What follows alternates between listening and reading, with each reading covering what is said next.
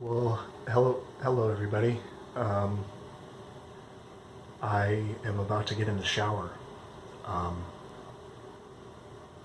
it's morning.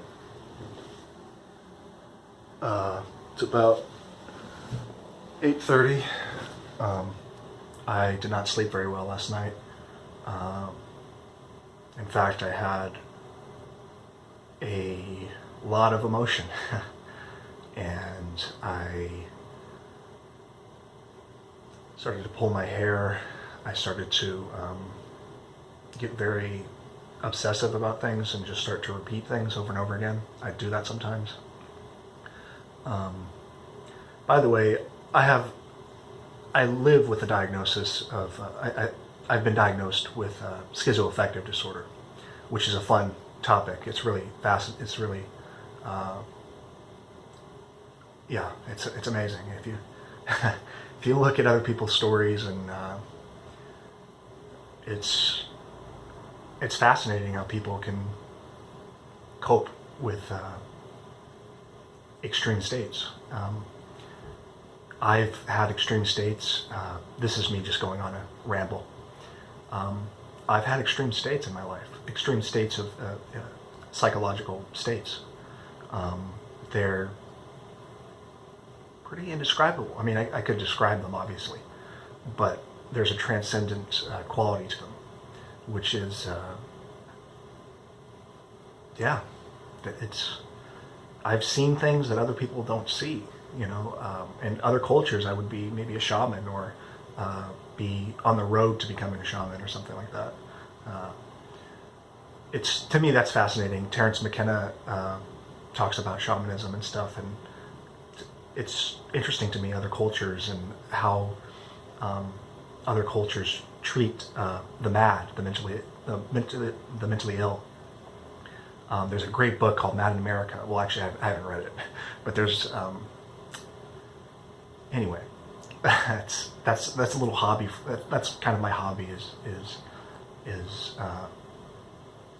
and it's also just part of self-preservation, learning about my own mental health and other people, and culture and things like that.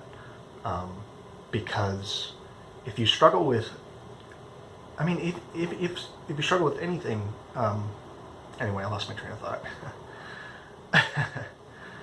um, yeah, I take I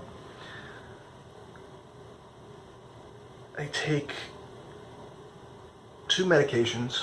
Um,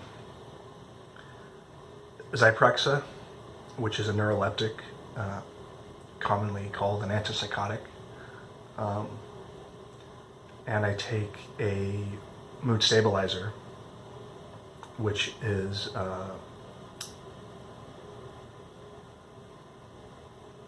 Depakote.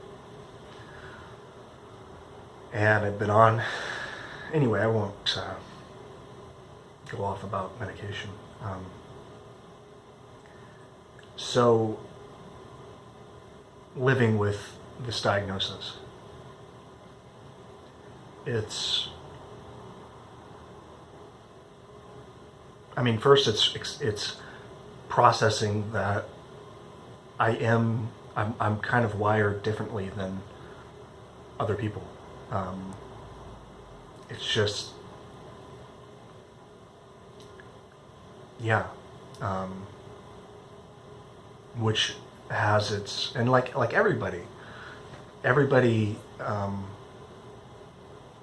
I'm really not so different from other people. I can have odd behaviors, or what's considered odd,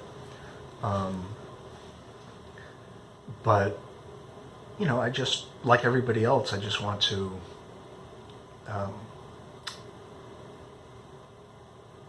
carve out a piece, you know, like be a part of society, being, you know. So in other it's pretty fascinating. It really changed my perspective. I read this book. I recommend this website, madinamerica.com, if you're curious about yeah, about what I'm curious about. It's to me, it's yeah, it's just yeah, it's really important for me to be around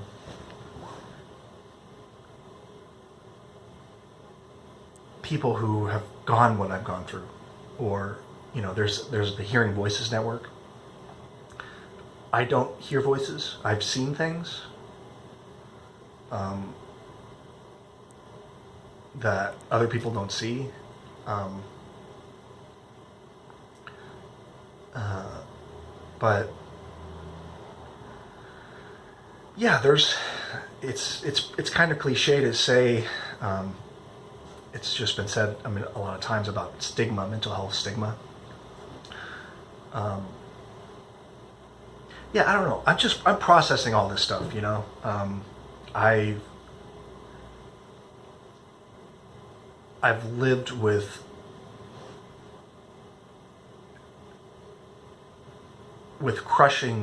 crushing depressions. Uh, since I was 12, and yeah, I'm just trying to make sense of my experience, like everybody else. I'm just trying to make sense of them and find some meaning in them. And it's really important. I mean, some people just, they take the medication, they say I'm mentally ill. I can't. But it's such a limited. It can be such a limiting. Um, yeah, and I think people, some people kind of get stuck in the system. The system isn't perfect. Um, that's why I go. That's why I go to this website, Mad in America, because it kind of takes a critical view of our mental health system, and we need a critical view of that, because I mean, look at the history of treating mentally people who are what's called mentally ill. I mean, it's the it's you know I'm not, I'm not a Scientologist, by the way. Um, I I think it's a cult. They're very critical. Anyway, I'm going off on tangents because it's a topic that